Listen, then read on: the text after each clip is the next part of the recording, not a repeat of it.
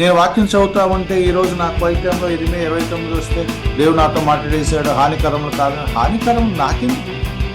అట్లా పదం నాకు వర్తించదు కదా. దేవుడు బబులోను పంపించేసి మిజరబుల్ సఫరింగ్ లైఫ్ ఇస్తున్నాడేమో అని భయపడే వాళ్ళ కోసం చెప్పిన మాట. ఇక ఇరిమియా చదువుకున్న ప్రతివాడు ఈ వచ్చి నాదే అని అంటాడు. నీ పట్ల నా ఉద్దేశాలు గొప్పవి, కరెక్టే గొప్పవి, మరి నువ్వేం చేయాలి అంటే దేవుడు నాకేం చేస్తాడో చూస్తున్నాం, కానీ మరి నేనేం చేయాలి? 29 నాకు అప్లై అవుతుందా అంటే కాంటెక్స్టువల్లీ నీకు అప్లై అవ్వదు. You pray for your nation, you pray for your authorities, you pray for your leaders. We should pray for the good of the society. నేను ఏ సొసైటీలో ఉంటే ఆ సొసైటీ క్షేమాన్ని నేను కోరుకోవాలి. మిమ్మల్ని హింసించే వాళ్ళని, ఇబ్బంది పెట్టే వాళ్ళు వర్ధిల్లాలని, వాళ్ళని బ్లెస్ చేయమని ప్రార్థన చేయండి. న్యూ టెస్టమెంట్ కాన్సెప్ట్ అది. Show Christ through lives. Let's show Christ through our own lives. Good evening everyone. ప్రభు నామములో మీ అందరికీ నా వందనాలు తెలియజేస్తున్నాను. తిరిగి మళ్ళీ మరొక మంచి సమయం దేవుడు మనకు అనుగ్రహించినందుకు దేవుడిని నేను స్తుతిస్తున్నాను. వక్రీకరించబడిన వాక్యములు అనే సిరీస్లో ఎట్ అనదర్ ప్యాసేజ్ మీ దృష్టికి తీసుకొచ్చే ప్రయత్నం చేస్తున్నాను. మనకి బాగా చిరపరిచయమైన ఒక అధ్యాయం.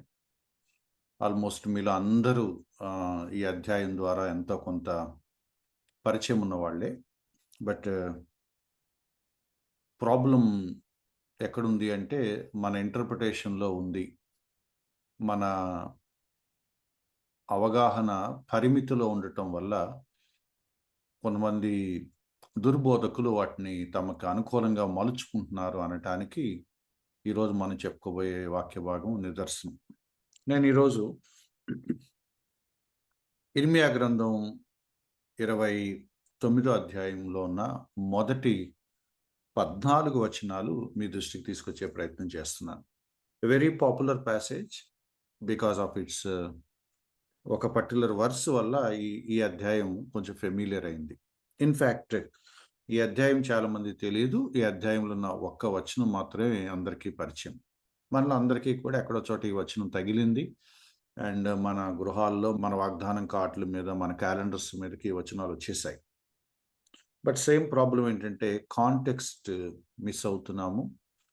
మనకి ఇది నచ్చిన కారణం చేత ఈ సో కాల్డ్ ప్రీచర్స్ దీన్ని అడ్వాంటేజ్గా తీసుకొని మనకు లేనిపోని ఒక ఫాల్స్ హోప్ క్రియేట్ చేసే ఒక ప్రయత్నం కూడా చేస్తున్నారు. ఇర్మియా గ్రంథం కాంటెక్స్ట్ మనకి తెలుసు. ఇర్మియా గ్రంథం క్రూషియల్ సందర్భాలను వివరించే పుస్తకం. దేవునికి అవిధేయులుగా ఉన్న ఇశ్రాయేలు ప్రజలు దేవుడు పలుసార్లు తన ప్రవక్తల చేత మాట్లాడించి మీరు మీ పద్ధతులు మార్చుకోండి, మీరు లోబడండి, మీ జీవితాలు మార్చుకోండి అని చెప్పే క్రమంలో ఎంత చెప్పినా కూడా వీళ్ళు తమ పద్ధతి మార్చుకోలేదు, తమ అవిధేయతను కొనసాగించారు. ఆల్మోస్ట్ పాత నిబంధన ప్రవక్తలందరూ రిపీటెడ్గా చెప్తున్న మాట ఒకటే, మీరు యెహోవాకు వ్యతిరేకంగా జీవిస్తున్నారు, తిరుగుబాటు చేస్తున్నారు, మీ పద్ధతులు మీరు మార్చుకోండి. ఇర్మియా పుస్తకం గురించిన ప్రధానమైన ఒక థీమ్ ఏంటంటే, దేవుని మాట వినకపోతే మీరు చెరలోనికి వెళతారు అని ఇర్మియా చెప్తూ ఉంటాడు. ఇదే మాట ఇతర ప్రవక్తలు కూడా పదే పదే చెప్పారు. దేవుడు లెక్కలేనన్ని అవకాశాలు వాళ్ళకి ఇచ్చాడు. ప్రతిసారి తన ప్రవక్త ద్వారా పంపించటం, వాళ్ళని గద్దించటం, వాళ్ళు లోబడకపోవటం, ఇవన్నీ మనం చూస్తున్నాం. అయితే ఇర్మియా గ్రంథం దీనికి పరాకాష్ట. ఏవైతే ప్రవక్తలు చెబుతా వచ్చారో అవన్నీ కల్మినేషన్ ఇక్కడికి వచ్చేటప్పటికి తారాస్థాయికి చేరుకున్నాయి. దేవుడు అలాగే చెప్తాడులే, దేవుడేం పంపడు, దేవుడేమి తన ఉగ్రతను, తన తీర్పుని పంపడు, మనల్ని చెరలోనికి ఎందుకు పంపిస్తాడు? మనం ఏర్పరచబడిన ప్రజలము, వాగ్దాన ప్రజలము, నిబంధన ప్రజలము, స్పెషల్లీ చోజన్, ప్రపంచంలో యావత్తు ఇశ్రాయేలు జాతి దేవుని ప్రియమైన బిడ్డలు. మనల్ని ఎందుకు పంపిస్తాడు అలా అంటాడంతే అని వాళ్ళు దాన్ని చాలా లీనియన్స్గా తీసుకున్నారు. ఎక్స్ట్రీమ్ కండిషన్స్లో వాళ్ళు అసలు ఇర్మియా చెప్పేదే ప్రవచనం కాదు, ఇర్మియా అబద్ధ ప్రవక్త, ఇర్మియా మన దేవుడు ఇలాంటి హెచ్చరికలు, తీర్పు గురించిన ప్రవచనాలు చెప్పడు అని కొత్త బోధ తయారు చేశారు. చాలా విచారకరంగా ఆ మూమెంట్ రానే వచ్చింది. బబులోను వాళ్ళు వచ్చారు, చాలా ఘోరంగా ఇస్రాయేల్ని కంట్రోల్లో తీసుకున్నారు, దొరికిన వాళ్ళు దొరికినట్టుగా చంపేశారు. చాలా విచారకరమైన, హృదయ విదారకమైన పెద్ద ట్రాజడీ యెరూషలేము చరిత్రలో లేదా ఇస్రాయేలు చరిత్రలో జరిగింది. ఆ ట్రాజడీని వివరిస్తూ రాసిన పుస్తకమే విలాప వాక్యాలు. ఏర్పరచబడిన ప్రజలను, నిబంధన చేసిన ప్రజలను వాళ్ళు మాట వినలేదని, అవిధేయులయ్యారని దేవుడు వాళ్ళని ప్రవచించిన రీతిగా చెరలోనికి పంపిస్తాడా అంటే పంపిస్తాడు, పంపించాడు. పంపించిన వెంటనే ఏం జరిగింది అనేది ఇర్మియా గ్రంథంలో మనం చూడబోతున్నాం. ఇక్కడ కాంటెక్స్ట్ క్రిటికల్. వాళ్ళ అవిధేయత. ఎప్పుడైతే బబులోనుకి బానిసలు అయిపోయారు, యెరూషలేము శిథిలం అయిపోయింది, యెరూషలేముని మొత్తం ధ్వంసం చేసేశారు, దొరికిన వాళ్ళు దొరికినట్టు కట్టి పడేసి లాక్కొని వెళ్ళిపోయారు, గొలుసులతో కట్టేసి లాక్కెళ్ళిపోయారు, చెరగొని పోయారు అని చెప్పినప్పుడు ప్రవక్త ఇర్మియా లాంటి వాళ్ళేమో వీ డిజర్వ్ దిస్, దేవుడు చెప్పాడు మనమే వినలేము అనే టోన్ ఉన్నవాళ్ళు, అంటే మనదే తప్పు చేతులారా చేసుకున్నాం అనుకునే వాళ్ళు, ఒకవేళ అవిధేయత చూపిస్తే మాత్రం ఇంత దారుణంగా పరాయి దేశంలో అన్యజనులు ప్యాగన్ కల్చర్కి బానిసలుగా పంపించేస్తాడా అని షాక్లోకి వెళ్ళిపోయిన వాళ్ళు.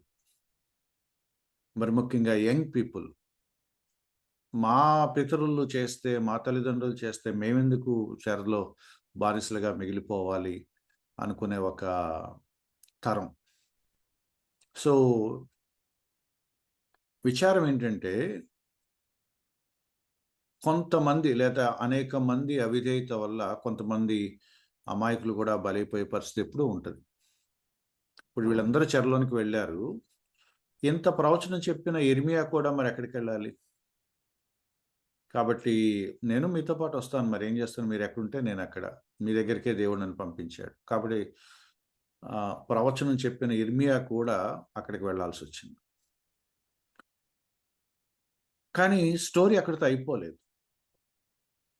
ఇప్పుడు టర్నింగ్ పాయింట్ ఏంటంటే, చెరలోనికి వెళ్ళిన దేవుని ప్రజలు, చెరలోనికి వెళ్ళిన ఏర్పరచబడిన ప్రజలు ఎలా అర్థం చేసుకోవాలి? కాంట్రడిక్షన్స్. ఏర్పరచబడిన ప్రజలు, దేవుని ప్రజలు, నిబంధన చేసిన ప్రజలు, వాగ్దాన పుత్రులు, వాళ్ళు చెరలోనికి వెళ్ళటం ఏంటి? దేవుడు శిక్షిస్తాడా? దేవుడు ఇంత ఘోరంగా ఒక ప్యాగన్ నేషన్కి బానిసలుగా పంపించేస్తాడా అంటే జరిగింది.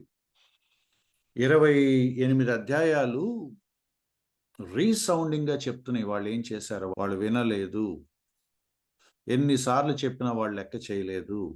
Finally they have to face the consequences. They paid the cost. So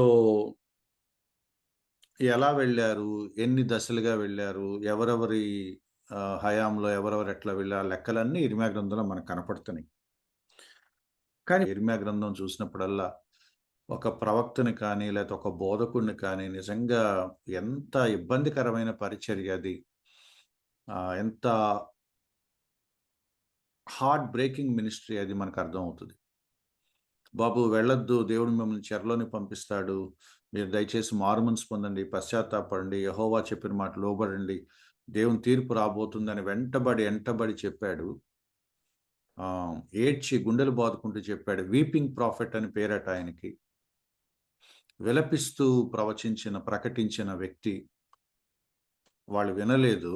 ఇప్పుడు దేశం యావత్తు, ఇశ్రాయేలు జాతి మొత్తం చెరలోకి వెళ్ళిపోయారు, బబులోను కింద బానిసలుగా ఉండాలి. ఇప్పుడు మళ్ళీ దేవుడు ఏమంటున్నాడంటే, ఇదిగో ఇర్మియా వెళ్ళి వాళ్ళకి చెప్పు, వాళ్ళు ఏం చేశారో వాళ్ళు రియలైజ్ అయ్యేలా చెయ్యి, వాళ్ళు ఏం జరిగిందో చెప్పు. దేవుడు మమ్మల్ని పంపించేశాడేంటి, దేవుడు మమ్మల్ని వదిలేశాడేంటి అనే మాట మాట్లాడుతున్నారు, కానీ ఎందుకు ఇలా జరిగింది, మనదే తప్పని వాళ్ళు రియలైజ్ అవుతున్నారా లేదా అనేది ఎప్పుడు ప్రశ్నార్థకమే. కాబట్టి మళ్ళీ ఇప్పుడు ఇర్మియా టోన్ మార్చి, ఓకే దేవుడు మిమ్మల్ని చెరలోని పంపించాడు, బట్ అర్థం చేసుకోండి ఎందుకు పంపించాడో. ఇట్ ఈస్ వీ, మనమే కారణం. కానీ పంపించినా కూడా, మీ అవిధేయత వల్ల పంపించినా కూడా, ఇక్కడ కూడా దేవుడు మీకు తోడుగానే ఉంటాడు. బబులోన్లో కూడా మీరు దేవుని బిడ్డలే, బబులోన్లో కూడా మీరు ఏర్పరచబడిన వాళ్ళే. మీరు బబులోన్లో బానిసలుగా ఉన్నా కూడా, ఎగ్జైల్లో మీరున్నా కూడా, మీరు ఎప్పటికీ యెహోవా బిడ్డలే. దేవుడు మిమ్మల్ని విడిచిపెట్టడు. తన క్రమశిక్షణలో భాగంగా మిమ్మల్ని చెరలోనికి పంపించాడు, కానీ తన నిబంధన మర్చిపోయే దేవుడు కాదు, తన వాగ్దానం మర్చిపోయే దేవుడు కాదు. ఇప్పుడు ఇది ఇర్మియా చెప్పాల్సిన మెసేజ్. అంటే ఒక ఒక ప్రాఫిట్కి ఉండే టాస్క్ కత్తి మీద సాము లాంటిది అనమాట. God is going to punish you అని చెప్పాలి, వాళ్ళు తిట్టుకుంటారు. పనిష్మెంట్ వచ్చాక, దేవుడు మిమ్మల్ని పనిష్ చేసినా కూడా దేవుడు మంచివాడేనమ్మా అర్థం చేసుకోండి అని చెప్పాలి. ఈ టైంలో వాళ్ళు దేవుడు మంచితనం గురించి ఆలోచించే మనసు వాళ్ళకు ఉండదు. The fallen state of man and the tough situation of a prophet. ఇప్పుడు ఇర్మియాకున్న టాస్క్ ఏంటంటే, వీళ్ళని కన్విన్స్ చేయాలి. You are in to exile, but God is all the same. మీరు చెరలోనికి పంపబడినప్పటికీ కూడా దేవుడు ఎప్పుడు అలాగే ఉన్నాడు, మారలేదు. స్టిల్ తన నిబంధన కట్టుబడే ఉంటాడు, తన మాట కట్టుబడే ఉంటాడు. ఇది మీకు గుణపాఠం చెప్పాలని దేవుడు అనుమతించిన ఒక పరిస్థితి.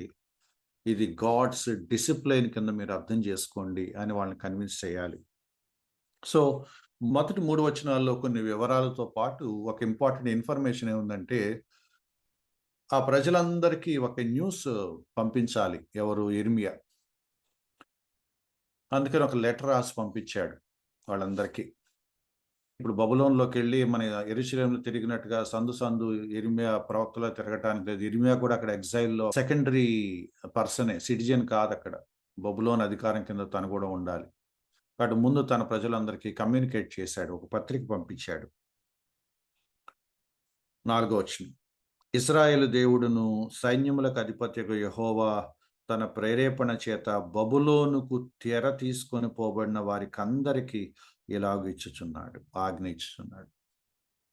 ఈ లెటరు దేవుడు ప్రేరేపించి రాయిస్తున్నాడు.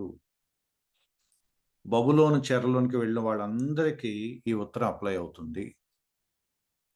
గుర్తుపెట్టుకోవాల్సి, ఈ ఉత్తరం ఎవరికి అంటే, బబులోను చెరలోనికి వెళ్ళిన వాళ్ళకి. All the people who were in to the exhale. ఇర్మియా బబులోను చెరలోనికి వెళ్ళిపోయిన వాళ్ళందరికీ అడ్రస్ చేస్తూ ఒక ఉత్తరం రాస్తున్నాడు. 5వ వచనం అన్నమాట, ఇండ్లు కట్టించుకుని వాటిలో నివసించుడి. ఈ మాటే నాకు చాలా ఆశ్చర్యంగా ఉంటుంది. ఇగో యెహోవా ప్రేరేపించి రాయిస్తున్నాడు, మీకు చెప్పమన్నాడు, ఈ ఉత్తరం నేను మీకు రాస్తున్నాను. మీరు ఇప్పుడు బబులోన్ చెరలోనికి వెళ్ళిపోయారు. బబులోన్లో మీరు చాలా కాలం చెరలో, అంటే కొంచెం పెద్ద మాట వాడాలంటే బానిసలుగా మీరు బ్రతకాలి ఇప్పుడు కొంతకాలం పాటు. బట్ గుర్తుపెట్టుకోండి, మీరు కొంచెం జాగ్రత్తగా నేను చెప్పినట్టు చేస్తే మీరు బబులోన్లో కూడా మంచిగా బ్రతకచ్చు. బబులోన్లో మీరు బానిసల్లాగా కాకుండా చక్కగా బ్రతకటానికి కావాల్సిన ఒక ప్రొవిజన్ నేను మీకు ఇస్తాను. సో ఫస్ట్ థింగ్, మీరు ఇండ్లు కట్టుకొని వాటిలో నివసించండి. ఎవరు చెరలోనికి వెళ్ళిన వాళ్ళు ఇల్లు కట్టుకుంటారా అంటే, ఇర్మియా అంటున్నాడు కట్టుకోండి. You accept the situation. సరే, దేవుడు మనల్ని ఆ బబులోన్ తీసుకొచ్చాడు రా, దీన్ని యాక్సెప్ట్ చేద్దాం, ఇక్కడే ఉందాం కొంతకాలం. ఎంతకాలం ఉంటాం మనకు తెలియదు, మనకి చరిత్ర తెలుసు. 70 years, 70 సంవత్సరాల ఇది పెట్టాడు దేవుడు. సో కొంతకాలం ఉంటాం. 10వ వచనంలో కనపడుతుంది మీకు 70 years అనే మాట. సో 70 సంవత్సరాలు ఇక్కడ మీరు ఉండాల్సిందని దేవుడు చెప్పేశాడు వాళ్ళకి. అంటే ఒక తరం లేదా 2 తరాలు. అంటే ముసలి వాళ్ళు మళ్ళీ వెనక్కి యెరూషలేము వెళ్ళరు. మేబీ బబులోనులో పుట్టిన వాళ్ళు యెరూషలేము తిరిగి వెళ్ళొచ్చు. ఒక జనరేషన్ అంతరించిపోవచ్చు. ఒక జనరేషన్ కొత్త జనరేషన్ బబులోన్లోనే పుట్టి యెరూషలేముకి వెళ్ళొచ్చు. We don't know what happens. కొంతమంది ఎక్కువ కాలం బతికితే అది చూసి ఇది చూడొచ్చు. ఇప్పుడు చిన్న చిన్న పిల్లలుగా వెళ్ళిన వాళ్ళు వృద్ధాప్యంలో తిరిగి తమ స్వదేశానికి తిరిగి రావచ్చు. రకరకాల థింగ్స్ ఉన్నాయి.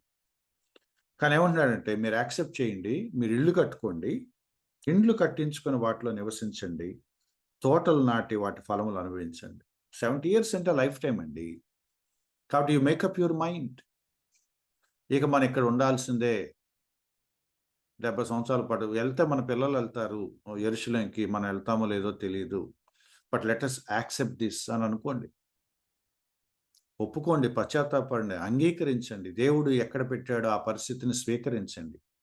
దేవుడు మమ్మల్ని బబులోనులో ఉంచాడు అని అనుకొని మనస్ఫూర్తిగా బబులోనులో హ్యాపీగా బతకండి. ఇల్లు కట్టుకోండి, తోటలు నాటుకోండి, ఎంజాయ్ చేయండి, ఆ ఫ్రూట్ తినండి. ఎంత లాభం వస్తుందో అంత లాభం అనుభవించండి. ఏం చెప్తున్నాడో తోటలు నాటుకోండి, పొలాలు నాటుకోండి, ఇల్లు కట్టుకోండి, సెటిల్ అయిపోండి అక్కడ. ఇల్లు కట్టుకొని తోటలు కొనుక్కోవాలంటే మీ చేతి నిండా సంపాదన ఉండాలి. కాబట్టి కష్టపడి పని చేసుకోండి. బబులోనికి మీరు వెళ్ళారు. బబులోనికి వెళ్ళి దిగాలు పడిపోయి దిక్కులేని వాళ్ళ బ్రతకమాకండి. You put all your efforts. అక్కడ మీరు బతకండి, పెళ్ళిళ్ళు చేసుకోండి, కుమార్తెలను కనండి.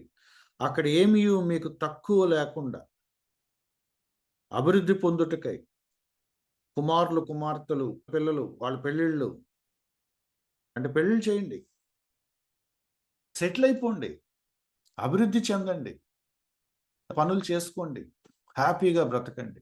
దేవుడు మమ్మల్ని బబులోనులో ఉంచాడురా. శిక్ష, పనిష్మెంట్ లాగానే పంపించాడు. కానీ ఇక్కడ కొంతకాలం ఉండబోతున్నాం, 70 years ఉండబోతున్నాము. But will do our best to have a good life here. మీరు చెప్పండి, దీన్ని పనిష్మెంట్ అందామా? యెరూషలేము వదిలిచ్చారన్న మాట పక్కన పెడితే, మీకు అక్కడ అన్నం లేకుండా చేస్తాను, మీకు పిల్లలు లేకుండా చేస్తాను అంటున్నాడా? మిమ్మల్ని పేదరికంలో ఉంచేస్తాను, బబులోనులో మీకు అన్నం కూడా దొరకదు, చెప్తాను ఒక్కొక్కటి సంగతి, నా తడాకా చూపిస్తాను అని అంటలేదు దేవుడు. నేను మిమ్మల్ని పంపించాను, మీరు యెరూషలేముకు దూరంగా ఉన్నారన్న మాటే, కానీ మీరు అక్కడ కూడా మంచిగా బ్రతకచ్చు. ఇల్లు కట్టుకోండి, పొలాలు కొనుక్కోండి, వ్యాపారాలు చేయండి, అభివృద్ధి చెందండి, పిల్లల్ని కనండి, పిల్లలు పెళ్ళిళ్ళు చేయండి, మీ జనాభా సంఖ్య పెరుగుద్ది, విస్తరించండి, వర్ధిల్లండి. నేను మిమ్మును చెరగొని పోయిన పట్టణము యొక్క క్షేమము కోరి దాని కొరకు యెహోవాను ప్రార్థన చేయడి. హైలైట్ ఆఫ్ దిస్ ప్యాసేజ్ అన్నమాట. మనకి ఈ వచనం ఎందుకు కనపడదో నాకు అర్థం కాదు. నాకు ఒకసారి మనకి బుర్రలు పనిచేస్తున్నాయా అని డౌట్ వచ్చేస్తూ ఉంటుంది. అక్కడికి వెళ్ళి మీరు సెటిల్ అవ్వండి, సంపాదించుకోండి, డబ్బులు కూడబెట్టుకోండి, ఆస్తులు సంపాదించుకోండి, మంచిగా బ్రతకండి, మీ పిల్లల పెళ్లి చేసుకుని వాళ్ళకి మంచి భవిష్యత్తులు ఇవ్వండి. అది మీ మీ ఫినాన్షియల్ సోషల్ కండిషన్. గుర్తుపెట్టుకోండి, ఏ ప్రజలు లేకపోతే ఏ పట్టణం, ఏ బబులోనైతే మిమ్మల్ని చెరగొని పోయిందో, ఏ ఊళ్ళో మీరు ఉంటున్నారో, ఏ దేశంలో ఉంటున్నారో, ఆ బబులోను పట్టణం యొక్క క్షేమం కోరి దాని కొరకు యెహోవాకు ప్రార్థన చేయడి. ఎంత ఆశ్చర్యకరమైన మాట చూడండి. ఇందులో ఎన్ని అర్థాలు ఉన్నాయో చూడండి. ఏ ఏ దేశానికి బానిసలుగా వెళ్ళారో ఆ దేశం కోసం ఎవరైనా ప్రార్థన చేస్తారా? ఇక్కడ వీళ్ళు బబులోను పౌరసత్వం వీళ్ళకి లేదు, చెరబట్టబడిన వాళ్ళే. కానీ బబులోనులో వ్యాపారాలు చేసుకొని అభివృద్ధి చెంది తోటలు కొనుక్కొని ఇళ్ళు కట్టుకొని ఫ్లరిష్ అవ్వటానికి ఫ్రీడమ్ దేవుడు. మీరు ఫ్లరిష్ అవ్వండి, ప్రాస్పర్ అవ్వండి, పిల్లల్ని కనండి, వాళ్ళ పెళ్ళిళ్ళు చేసుకోండి, చక్కగా మీరు అభివృద్ధి చెందండి. ఏ దేశంలో ఉన్నారో ఆ దేశం యొక్క క్షేమం కోసం ప్రార్థన చేయండి. ప్రే for the welfare of Babylon, pray for that growth of Babylon. Babylon బాగుంటే మేము బాగుంటాం, ఎందుకంటే మేము ఆ దేశంలో ఉంటున్నాం కాబట్టి. దాని క్షేమం మీ క్షేమం కారణమగును. As long as Babylon is safe and you are safe. ఈ రహస్యం అర్థం చేసుకోండి. నేను దేశం కాని దేశంలో ఉద్యోగం చేయడానికి వెళ్ళాను. ఆ దేశం బాగున్నంత కాలం నా ఉద్యోగం ఉంటుంది. ఆ దేశ పరిస్థితి సరిగా లేకపోతే నాకు తిండి దొరకదు. Simple logic. So I should pray for that nation. బబులోను క్షేమం కోసం ప్రార్థన చేయండి. బబులోను క్షేమంగా ఉన్నంత వరకు మీరు క్షేమంగా ఉంటారు. బబులోనికి ఎటువంటి ఆర్థిక విపత్తులు రానంత వరకు మీకు ఏ ప్రాబ్లం ఉండదు. బబులోను అభివృద్ధి చెందుతున్నంత కాలం మీరు కూడా అభివృద్ధి చెందుతూ ఉంటారు. ఇర్మియా వాడికి ఒక విచిత్రమైన లైఫ్ స్టైల్ చూపిస్తున్నాడు. ఇది మన దేశం కాదురా, వీళ్ళు మన ప్రజలు కాదురా అని ఇండిఫరెంట్గా అక్కడ ప్రవర్తించద్దు.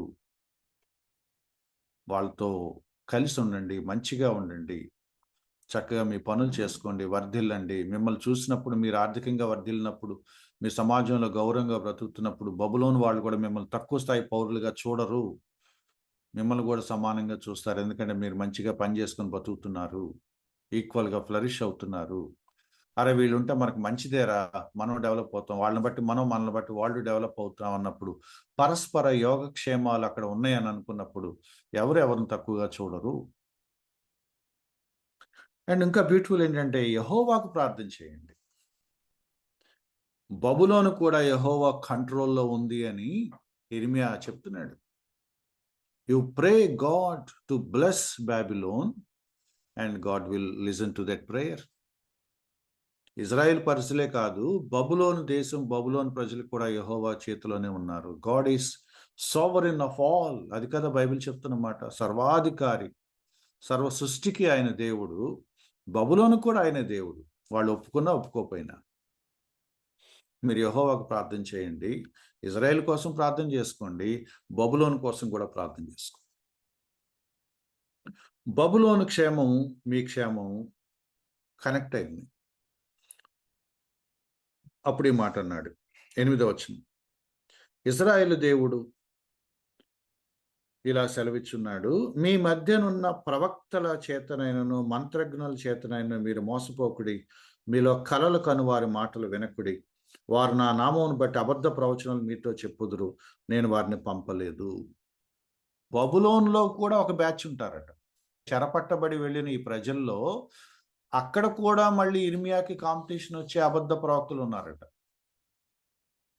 వాళ్ళు బబులోనికి అయిపోయింది. ఇక ఆ పనిష్మెంట్ అయిపోయింది. అంటే పనిష్మెంట్ అమలు జరిగిపోయింది. మనుషుల ఇమోషనల్ వీక్నెస్ని దృష్టిలో పెట్టుకొని కొంతమంది పనిచేస్తూ ఉంటారు. బబులోని చెరలోనికి వెళ్ళిపోయిన తర్వాత కూడా నాలంటాడు ఒక నిలబడి, మన దేవుడికి అసాధ్యమైంది ఏది లేదు, బబులో నుంచి బయటికి విడిపించుకొని మళ్ళీ యెరూషలేము తీసుకెళ్తాడు, ఇదే యెహోవా వాక్ అంటే వినటానికి బాగుంది ఆ మాట. ఏంటి, చెరలోకి వచ్చినా కూడా తీసుకెళ్తాడా? ఆయన అద్భుతం చేస్తాడు. నాకు కల వచ్చింది, నాకు దర్శనం వచ్చిందని చెప్పేవాళ్ళు ఉన్నారంట అక్కడ. కానీ ఇర్మియా అంటున్నాడు, లేకపోతే ఇర్మియా ద్వారా యెహోవా ఇలాగ సెలవిచ్చినాడు ఏంటంటే, నేను వాళ్ళను పంపలేదు, పనిష్మెంట్ సీరియస్ గానే తీసుకున్నాను. ఈ పనిష్మెంట్ 70 సంవత్సరాల పాటు కొనసాగుతుంది. పనిష్మెంట్ అనే మాట కంటే కూడా డిసిప్లిన్ అంటే బాగుంటుందేమో. ఎందుకంటే దేవుడు వాళ్ళని ఏమి సంహరించట్లేదు. హ్యాపీగా బతకండి. ఇక్కడ యెరూషలేముకు దూరంగా ఉన్నారన్న మాటే కానీ హ్యాపీగా మంచి అభివృద్ధికరమైన సంపన్న జీవితం జీవించడానికి కావాల్సినవన్నీ ఏర్పాటు చేస్తున్నాడు ఇక్కడ. ఆర్థికంగా సెటిల్ అవ్వండి, పెళ్ళిళ్ళు చేసుకోండి, పిల్లల్ని కనండి, మంచిగా బ్రతకండి. బట్ 70 years తర్వాత నేను మళ్ళీ మిమ్మల్ని I will bring back to Jerusalem. ఈ 70 సంవత్సరాలు ఇక్కడ ఉండాలి అనేది ఖాయం చేసుకోండి. కాబట్టి 70 సంవత్సరాలు ఎలా బతకాలో కూడా నేనే చెప్తున్నాను. హ్యాపీగా బతకండి, యెహోవాకు ప్రార్థన చేయండి, బబులోను బ్లెస్ చేయమని అడగండి. బబులోను బాగుంటే మీరు బాగుంటారు. ఈ అబద్ధ ప్రవక్తలట బబులోను తీసుకెళ్ళిపోతాడు, బబులోను తీసుకెళ్ళిపోతాడని చెప్తున్నారు. అందుకే మళ్ళీ 10వ వచనంలో గుర్తు చేస్తున్నాడు. వాళ్ళు అలాగే చెప్తారు, వాళ్ళ మాట నమ్మొద్దు. 70 సంవత్సరాల పాటు మీరు ఇక్కడ ఉంటారు. That is final. No no, it's a serious punishment. సమస్య ఒక పరిధి దాటాక కూడా ఏం పర్లేదు, దేవుడు అసాధ్యమైంది చేయగలడనే పేరు మీద ఒక ఫాల్స్ హోప్ క్రియేట్ చేస్తారు. ఎవరు? ఈ అబద్ధ ప్రవక్తలు. గతంలో కూడా చూసాం, మన ఆంధ్ర తెలంగాణ ప్రాంతాల్లో చనిపోయినా కూడా ప్రార్థనలు చేసి లేపుతాం లేపుతాం అని చెప్పి ఆ శవాలు కుళ్ళిపోతే చుట్టుపక్కల వాళ్ళు వచ్చి కంప్లైంట్ ఇచ్చే వరకు ప్రార్థనలు చేస్తున్న దాఖలాలు అక్కడక్కడ ఒకటి అలా జరిగాయి. ఏంటంటే యాక్సెప్ట్ చేద్దాం, అయిపోయింది, అది యాక్సెప్ట్ చేద్దాం, యాక్సెప్ట్ చేయండి, హ్యాపీగా బతకండి. దేవుడే చెప్తున్నాడు, ఇర్మియా చేత ఉత్తరం రాయిస్తున్నాడు. జరిగింది మీరు ఒప్పుకోండి, పశ్చాత్తాపడండి, లోబడండి, యాక్సెప్ట్ చేయండి. మీరు నిజంగా లోబడి దేవుడు పెట్టిన ఆ శిక్షను గనక మీరు స్వీకరిస్తే, even in Babylon you will have a great prosperous life. ఎంత ఆశ్చర్యం! దేవుడు ఎంత దయగలవాడు. తనకు అవిధేయులైన వారిని చెరలోని పంపించాడట. చెరలోని పంపించాక వాళ్ళకి ఏం చెప్తుందంటే, ఇక్కడ కూడా మీరు హ్యాపీగా బ్రతకటానికి కావాల్సినంతా నేను ఇస్తాను, బట్ నా నీతిని బట్టి, నా న్యాయం బట్టి అయితే పంపించాను, కానీ బబులోన్లో మీకు ఏం తక్కువ కాకుండా చూస్తాను. మీకు ఇచ్చే పనిష్మెంట్ ఏంటంటే యెరూషలేముకు దూరంగా ఉంటున్నారు మీరు, అంతే. But you can have a bright life in Babylon. 11వ వచనం, 10వ వచనంలో చివర్లో, 70 సంవత్సరాలు గతించిన తర్వాతనే మిమ్మల్ని గూర్చి నేను పలికిన శుభవార్త నెరవేర్చి ఈ స్థలమునకు మిమ్మల్ని తిరిగి రప్పిస్తాను, మిమ్మల్ని దర్శిస్తాను. దేవుడు ఎంత ప్రేమగా మాట్లాడుతున్నాడో అంత ఖచ్చితంగా మాట్లాడుతున్నాడు. బబులోన్లో మీకు మంచి భవిష్యత్తును చూపిస్తాను, హ్యాపీగా బతకండి, కానీ 70 years అందులో మాత్రం ఏం రాజీ లేదు. సరే, నేను నంబర్ తగ్గించేస్తున్నాను అంటలేదు, 70 సంవత్సరాలు ఉండాల్సిందే, బట్ అక్కడ మీకు లోటు లేకుండా చూస్తాను. బట్ 78 తప్పదు. నేను మళ్ళీ మిమ్మల్ని తిరిగి రప్పిస్తాను. ఎప్పుడు? After 70 years. 70 సంవత్సరాల పాటు బబులోను చెరలో ఉండండి, మంచిగా ఉండండి, నేను మిమ్మల్ని అభివృద్ధి చేస్తాను, హ్యాపీగా బతకండి, బట్ బబులోన్లో ఉండాలంతే 70 years. 11వ వచనం, నేను మిమ్మల్ని గూర్చి ఉద్దేశించిన సంగతులను నేను ఎరుగుదును. I know what I'm doing. నేను మిమ్మల్ని గూర్చి ఏ సంగతులు ఉద్దేశించానో నాకు తెలుసు. నా ఉద్దేశాలు నాకు తెలుసుగా. మీకోసం నాకు ఎటువంటి ఆలోచనలు ఉన్నాయో నాకు తెలుసు కదా. ఇశ్రాయేలు ప్రజల పట్ల దేవుడికి ఎటువంటి కోరికలు ఉన్నాయో, నా ప్రజలను ఏం చేయాలని నేను అనుకున్నానో నాకు తెలుసు కదా. నేను ఎప్పుడు మంచి అనుకుంటాను కదా మీ గురించి. రాబో కాలమందు మీకు నిరీక్షణ కలుగునట్లు నేను ఎందుకు క్రమశిక్షణ చేస్తున్నాను, ఎందుకు చెరలోనికి పంపించాను, ఎందుకు స్ట్రిక్ట్గా ఉంటున్నాను, ఎందుకు 70 సంవత్సరాల పాటు ఇక్కడే ఉంచాలి, ఇవి నేను క్విక్గా అట్లా మూర్ఖంగా చేయట్లేదు. నేను దేవుడు ఏది అనాలోచితంగా ఆవేశంగా చేయడు కదా. దేవుడు ఏ చేసినా కూడా అది ఉద్దేశపూర్వకంగా జ్ఞానయుక్తంగా ఉంటుంది, తన ప్రణాళిక తన సంకల్పానుసారంగా ఉంటుంది. సో ఆయన అంటున్నాడు, మీకు నిరీక్షణ కలుగునట్లుగా అవి సమాధానకరమైన ఉద్దేశములే. నేను ఏమి ప్రణాళిక చేసినా, ఏ ఉద్దేశాలు మీ పట్ల నేను కలిగి ఉన్నా, అవి మీకు గొప్ప నిరీక్షణ కలిగించే ఉద్దేశాలే కానీ, అవి మీకు సమాధానాన్ని కలిగించి క్షేమాన్ని కలిగించే ఉద్దేశాలే కానీ అవి హానికరములైనవి కావు. అంటే మన కాంటెక్స్ట్లోంచి మాట్లాడుకుంటే, బబులోను ఎందుకు తీసుకొచ్చాను మిమ్మల్ని?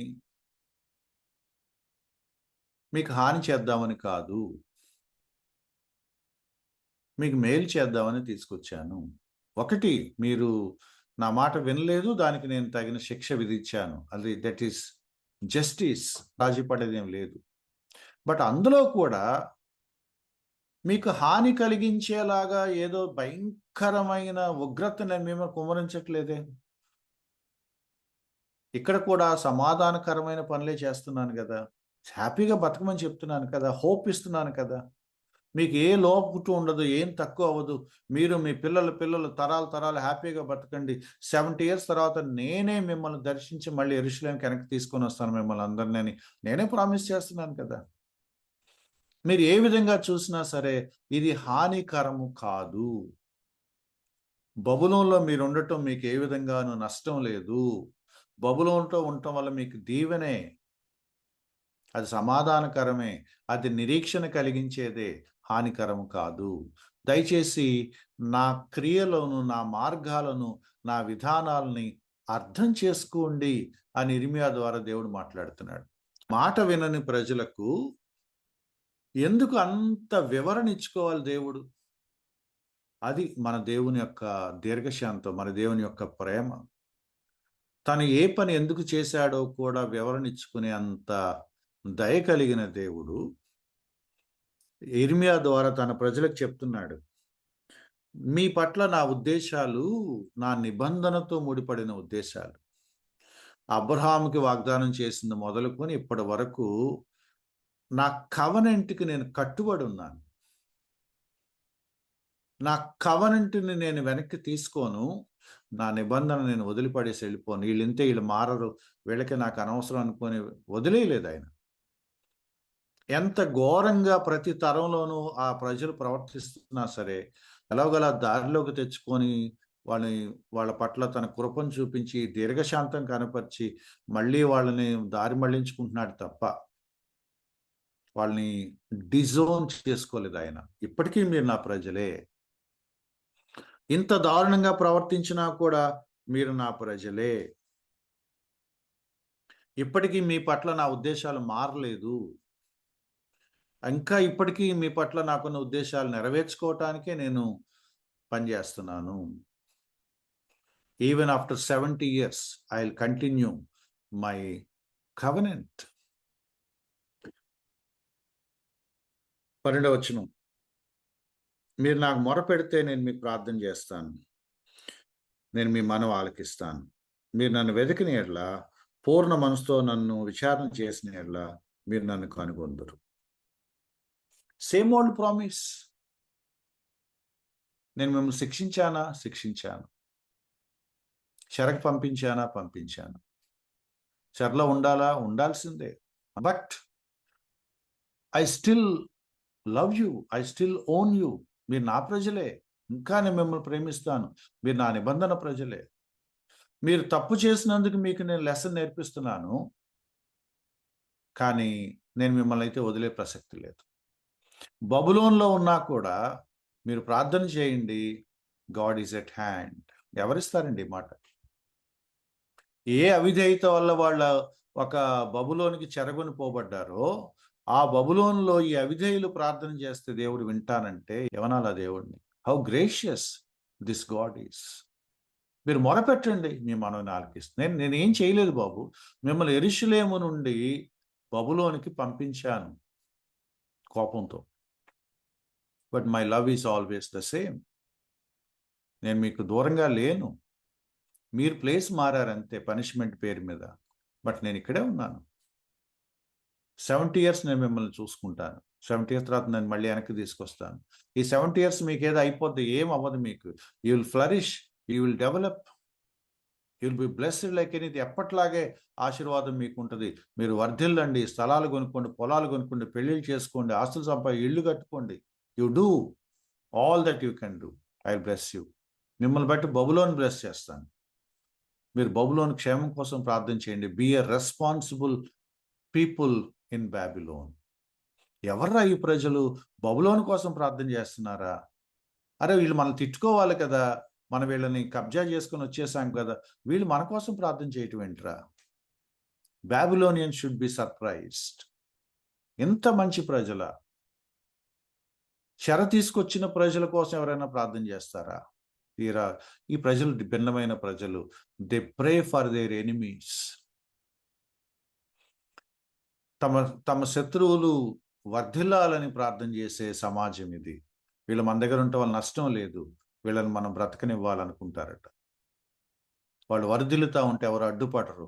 అరే మీరు మీరు వ్యాపారం చేసుకోండి, మీరెవర్రా మా ఊళ్ళోకి వచ్చి వ్యాపారాలు చేయటాకని బబులోన్లు అనరట. ఎందుకంటే దేవుడు ఆ కృపనిస్తున్నాడట. ఎంత ఫ్లరిష్ అవుతారో అంత ఫ్లరిష్ అవ్వండి. మీరు అడిగినప్పుడల్లా నేను జవాబిస్తాను. మీరు మొరపెడితే చాలు, I will be there. Justice is justice, righteousness is righteousness, and love is love.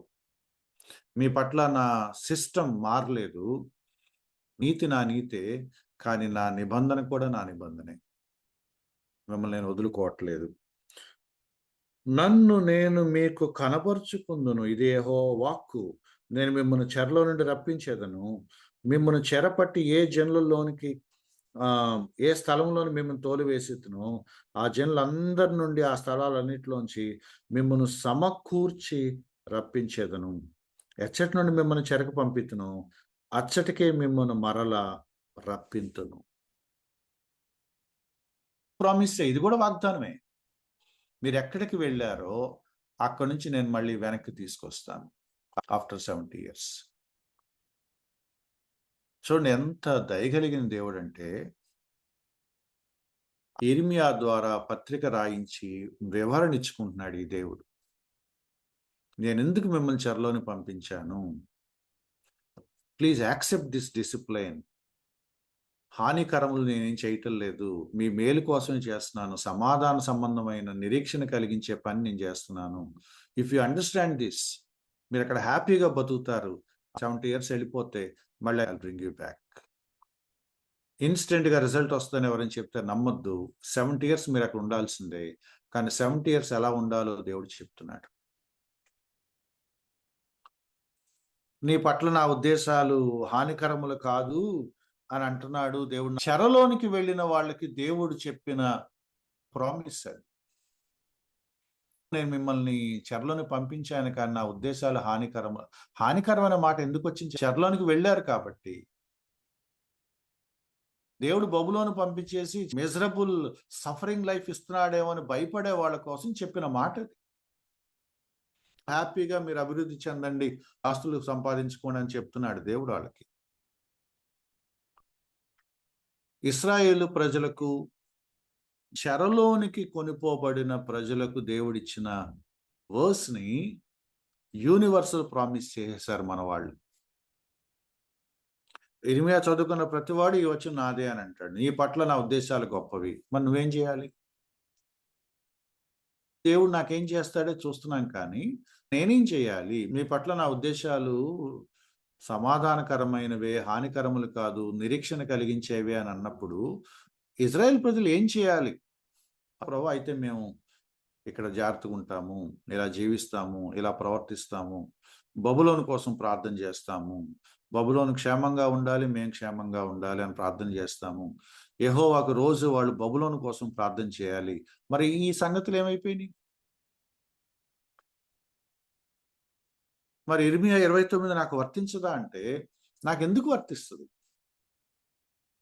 ఇర్మియా 29 చెరలోని కొనిపోబడిన ఇజ్రాయేలు ప్రజల సమాజం కోసం మాట్లాడుతుంది. చెరలో ఉన్నప్పుడు కూడా మీరు you are not hopeless, I'm still with you అని చెప్పటే సందర్భం ఇది. ఇర్మియా 29లో మరి ముఖ్యంగా 11వ వచనం మీకు వర్తించాలంటే మీరు కూడా బబులోను చెరకపోండి అన్నాడు ఒక ఆయన. మరి అంతే కదా, కాంటెక్స్ట్ బట్టి మాట్లాడాలంటే చెరలో ఉన్న వాళ్ళకే అది అప్లై అవుతుంది. సరే, అప్పుడు మీకు డౌట్ రావచ్చు. ఏంటి డౌట్ అంటే, మరి ఇర్మియా 29 నాకు అప్లై అవుతుందా? ఇర్మియా 29 నాకు అప్లై అవుతుందా అంటే, కాంటెక్స్టువల్లీ నీకు అప్లై అవ్వదు. అది చెరలోకి వెళ్ళిన ఇశ్రాయేల్ ప్రజలు ఉద్దేశించి చెప్పబడిన మాట మాత్రమే. అది మన గురించి చెప్పండి మాట. ఇర్మియా మన గురించి మాట్లాడట్లేదు. ఇర్మియా ఎగ్జైల్లో ఉన్న ఇజ్రాయెల్ పీపుల్ గురించి మాట్లాడుతున్నాడు. మరి ఇప్పుడు నాకేం వర్తిస్తుంది ఇందులో అంటే, ప్రాక్టికల్గా చెప్పాలంటే, నాకేం కొత్తగా నాకు వర్తించేది ఏమి లేదు. కానీ ఇందులో నాకు విచిత్రంగా ఒక ఇజ్రాయేల్ ప్రజలకు దేవుడిస్తున్న ఇన్స్ట్రక్షన్స్ నాకు కొత్తగా అనిపించాయి. ఏంటది అంటే, నీది కాని దేశంలో నువ్వు ఎలా జీవిస్తావు అంటే, ఇదిగో ఇశ్రాయేల్ ప్రజలను ఎలా జీవించమన్నాడు అలా మార్చచ్చు అనే ఒక హింట్ కనపడుతుంది. పరాయి దేశంలోనే ఎలా బ్రతకాలి అని అంటే, ఇస్రాయేల్ ప్రజలు ఏ సిస్టమ్ ఫాలో అయ్యారో ట్రై చేయొచ్చా? చెప్పలేము. కాబట్టి నేను ఇస్రాయేల్ ప్రజలు ఎలా ప్రవర్తించారు అక్కడ, లేకపోతే ఎలా ప్రవర్తించమని దేవుడు చెప్తున్నాడు అని అంటే, ఇళ్ళు కట్టుకోండి, తోటలు కొనుక్కోండి, ఆర్థికంగా వర్ధిల్లండి, వ్యాపారాలు చేసుకోండి, ఆర్థికంగా బాగా డెవలప్ అవ్వండి, పిల్లల్ని కనండి, పెళ్ళిళ్ళు చేసుకోండి. పిల్లలు అంటే 70 ఇయర్స్ అక్కడ ఉంటారు కాబట్టి మీ ఎవ్రీడే లైఫ్ జెరూసలేంలో ఎలా ఉంటుందో అలాగే బ్రతికేసేయండి బాబిలోన్లో కూడా. ఏం భయపడద్దు, because God is with you. ఇలాంటి వచనాలు నాకు కనపడినప్పుడు ఇందులో నేనేం తీసుకోవాలి అన్నప్పుడు, ఇందులో కొన్ని నాకు పాజిటివ్గా అనిపిస్తున్నాయి. పరాయి దేశంలో గౌరవంగా బ్రతికే ఒక ప్రిన్సిపల్ కనపడుతుంది ఇక్కడ. ఇతను పరాయి దేశస్థుడే కానీ చాలా మర్యాదగా, గౌరవంగా, బాధ్యతగా ప్రవర్తిస్తున్నాడు. మా దేశం కాదు కానీ మా దేశ క్షేమం కోసం ప్రార్థన చేస్తున్నాడు. మా క్షేమమే తన క్షేమం అని భావించే ఒక వ్యక్తి ఉన్నాడు. ఇతని పేరుకి వేరే దేశం కానీ మన జాతి పౌరుడిలాగా మనతో కలిసి జీవిస్తున్నాడు. ఒక లైఫ్ స్టైల్ నాకు ఆసక్తిగా అనిపించింది. అది తీసుకోవచ్చా అంటే, అది తీసుకోమని ఏం చెప్పట్లేదు. ఎందుకంటే అది వాళ్ళకి ఇన్స్ట్రక్షన్, నాకు లేదు. కానీ నాకు అది ఇంట్రెస్టింగ్ అనిపించింది. బట్ మోర్ ఇంట్రెస్టింగ్గా ఇటువంటి ఇన్స్ట్రక్షన్స్ కొన్ని కొత్త నిబంధనలో కనిపిస్తున్నాయి. ఉదాహరణకి 1 తిమోతి పత్రిక 2వ అధ్యాయం మొదటి 2 వచనాల్లో, you pray for your nation, you pray for your authorities, you pray for your leaders. నువ్వు ఏ దేశంలో ఉన్నా కూడా ఆ దేశపు నాయకుల కోసం ప్రార్థన చేయటం మంచి విషయమే. ఆ అధికారుల కోసం, ఆ పాలకుల కోసం, ఆ రాజుల కోసం ప్రార్థన చేయటం మంచిది. ఎందుకంటే వాళ్ళు బాగుంటే పరిపాలన బాగుంటుంది, పరిపాలన బాగుంటే ప్రజలు బాగుంటారు, సొసైటీ బాగున్నప్పుడు అందరం బాగుంటాం. We should pray for the good of the society. నేను ఏ సొసైటీలో ఉంటే ఆ సొసైటీ క్షేమాన్ని నేను కోరుకోవాలి. ఇది నా దేశం కాదు అని అనుకోకూడదు. తను ఆ దేశం క్షేమం కోసం ప్రార్థన చేయాలి. ఇర్మియాని బట్టి నేను చెప్పట్లేదు, కొత్త నిబంధన బట్టి నేను చెప్తున్నాను. ఎందుకు కొత్త నిబంధన ఓవరాల్గా అందరికీ యూనివర్సల్గా అప్లై చేసే ఇన్స్ట్రక్షన్స్ కాబట్టి. ఇర్మియా లిమిటెడ్, ఇర్మియా మంది కాకపోవచ్చు, కానీ కొత్త నిబంధన అటువంటి ఇన్స్ట్రక్షన్స్ ఇస్తుంది. మోర్ రీఎన్ఫోర్సింగ్గా ఉంది నాకు. అలాగే 1 పేతురు పత్రిక 2వ అధ్యాయంలో అవిశ్వాసుల మధ్యలో ఎలా ప్రవర్తించాలో చెప్తున్నాడు. వాళ్ళు మిమ్మల్ని ఏదైనా ప్రశ్న అడిగితే మీరు సాత్వికంతో సమాధానం చెప్పండి, గౌరవంగా ప్రవర్తించండి, డీసెంట్, డిలిజెంట్, రెస్పెక్టబుల్, ఆనరబుల్. మత్తయి సువార్త 5వ అధ్యాయంలో అన్నాడు, ఎవరైనా మిమ్మల్ని ఇన్సల్ట్ చేస్తే యు రిజాయిస్ అన్నాడు. కొత్త నిబంధన రిపీటెడ్గా చెప్తుంది, you pray for your enemies. మిమ్మల్ని హింసించే వాళ్ళని, ఇబ్బంది పెట్టే వాళ్ళు వర్ధిల్లాలని, వాళ్ళని బ్లెస్ చేయమని ప్రార్థన చేయండి. న్యూ టెస్టమెంట్ కాన్సెప్ట్ అది. కొలస్సీ పత్రికలో బెస్ట్ పని చేయమని ఉంది. కొలస్సీ 3:23. దేవుడు మీకు ఇచ్చిన పని మంచిగా చేయండి. Put all your efforts, give your best, do your best. దేవుడిచ్చిన ప్రతి అవకాశాన్ని సద్వినియోగం చేసుకోండి, బెస్ట్ ఇవ్వండి. గలతీ పత్రిక 6వ అధ్యాయంలో ఉంది, అందరికీ మేలు చేయండి, అందరికీ మంచి చేయండి. సో ఇర్మియాలో ఉన్న ఇన్స్ట్రక్షన్స్ కొత్త నిబంధన కూడా చెప్పింది. సో ఇప్పుడు మనం ఏం చేస్తున్నామంటే, ఇర్మియాలో ఉన్న దేవుడే మనం ఆరాధిస్తున్న దేవుడు కూడా. ఇర్మియాలో మాట్లాడిన దేవుడే కొత్త నిబంధనలో మనం ఆరాధించే దేవుడు కూడా. కాబట్టి ఇప్పుడు నేను ఇర్మియా నుంచి తీసుకోగలిగిన ఒక ప్రమాణం ఏంటంటే, ఈ దేవుడు తన మాట తప్పడు, ఈ దేవుడు తన నిబంధన విడిచిపెట్టడు, ఈ దేవుడు తన వాగ్దానాన్ని మర్చిపోడు. ఈ దేవుడు అప్పుడప్పుడు మనల్ని క్రమశిక్షణ చేసిన దాన్ని గనక మనం లోబడి అంగీకరించగలిగితే ఆ క్రమశిక్షణలో కూడా అద్భుతమైన ఆశీర్వాదాలు చూపించగలిగిన దేవుడినా. సో ఇజ్రాయేల్ పరిస్థితులు బబులోను కష్టాలైతే, నేను నా వ్యక్తిగత జీవితంలో నాకెదురయ్యే ఆయా సమస్యల్లో ఈ దేవుడు నన్ను విడిచిపోడు, ఇక్కడ కూడా దేవుడు నన్ను మంచిగా హానికరము కాని ఒక ఉద్దేశాలు నా పట్ల కలిగి ఉంటాడని నాకు ధైర్యం వస్తుంది.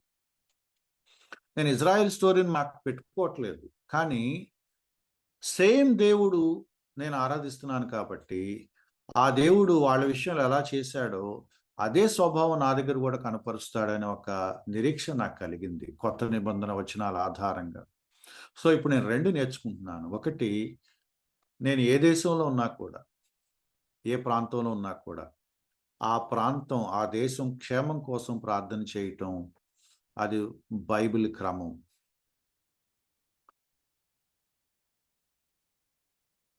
ఆ సమాజం క్షేమం కోసం ప్రార్థన చేస్తాను.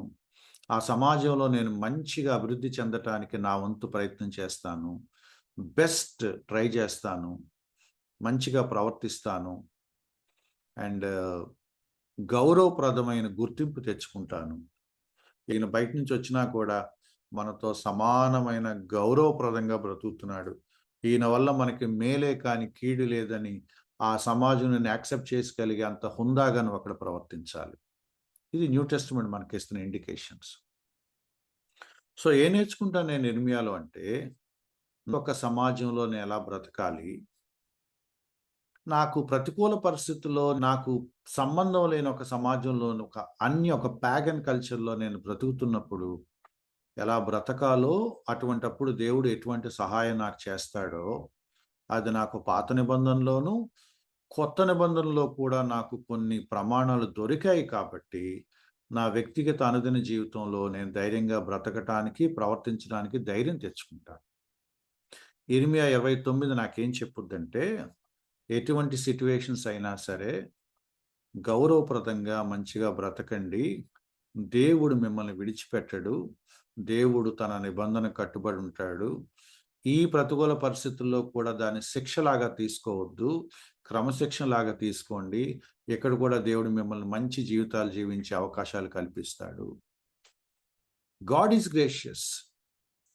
ఇర్మియా 29 నాకేం చెప్తుందంటే, దేవుడు ఎంతైనా నమ్మదగిన వాడని చెప్తుంది. అది నాకు ఆయన పట్ల మరింత నిరీక్షణ, విశ్వాసాన్ని పుట్టిస్తుంది. ఈ వాగ్దానం నాకు ఆయన పనిగట్టుకుని చెప్ప అవసరం లేదు, ఎందుకంటే the very person of God is faithful. Great is his faithfulness. ఆయన విశ్వాస్యత కలిగిన దేవుడు, ఆయన ఎంతైనా నమ్మదగిన దేవుడు. ఆయన ఎవరినైనా అలాగే చూస్తాడు, ఎవరి విషయంలో అలాగే చేస్తాడు. ఇజ్రాయెల్ ప్రజలకు చేసిందే నాకు కూడా చేస్తాడంటే ఎస్, ఆయన అటువంటి దేవుడే చేస్తాడు. ఇర్మియాలో ఉంది కాబట్టి నాకు చేయటం కాదు, ఇర్మియాలో వచనం లేకపోయినా కూడా ఆయన నన్ను అంతే బాగా చూస్తాడు. ఆయన మనల్ని విడిచిపెట్టే దేవుడు కాదు. ఇర్మియా సందర్భం వేరు, కానీ దేవుడు మాత్రం అదే దేవుడు. ప్రజలు మారుతారు తప్ప దేవుడు మారడు. ఈ వచనాన్ని అడ్డు పెట్టుకొని దేవుడు నాతో మాట్లాడాడని కొన్ని తీవ్రమైన నిర్ణయాలు తీసుకొని తమ జీవితాలని ఇబ్బందులు పాలు చేసుకున్న వాళ్ళు ఉన్నారు. ఈ వచనాలు తీసుకొని దేవుడు మీతో మాట్లాడుతున్నాడని చెప్పి కొంతమందికి ఫాల్స్ హోప్ క్రియేట్ చేసిన బోధకులు ఉన్నారు. ఈ కాంటెక్స్ట్ ప్రకారం ఇది మనం చదువుకొని తెలుసుకోవాల్సిన సంగతులు. ఈ స్టోరీ అంతట్లో మనం తీసుకోగలిగిన ఒకే ఒక సత్యం, we are worshipping the same God, therefore we can have hope in him. ఈ ప్రామిస్ అవసరం లేదు. Thank you. God bless you. Over to Anil.